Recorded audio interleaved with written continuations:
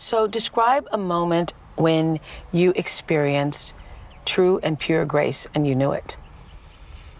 I was in Indonesia. I was going through my horrible divorce. I was 31. I was in a terrible depression. I took myself to this tiny little island and decided I needed to spend 10 days in silence to try to have a truth and reconciliation hearing with myself because I was so full of shame and pain.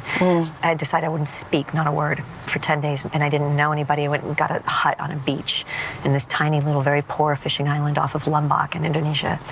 And I got terribly, terribly sick with food poisoning. And my plan was to walk around the island every day because it was a tiny little island. And there was this one woman, this Muslim woman. I mean, when I say this island was poor, I mean what these people fished that day is what they ate for dinner that night, you know? And this one woman on the other side of this island used to see me walking, and she would put her hand on her heart and smile at me when I walked by, and I would do the same to her.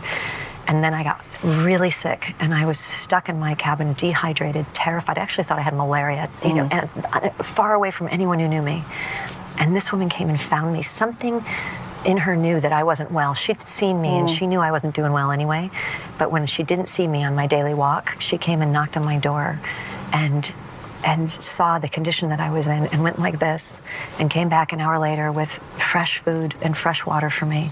And I just started crying in her arms. And she held me in her arms like I was her child and just rocked me and took care of me. Did you even know her name? I didn't know her name, still don't. And by the way, she is my face of Islam.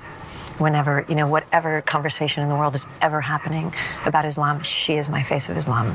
That woman who went across an island, knocked on every door in this little row of cabins till she found the person who she knew was suffering and came and took care of me. Oh my God. That was the most grace I have ever received in my entire life, because she had no relationship with me whatsoever, owed me nothing.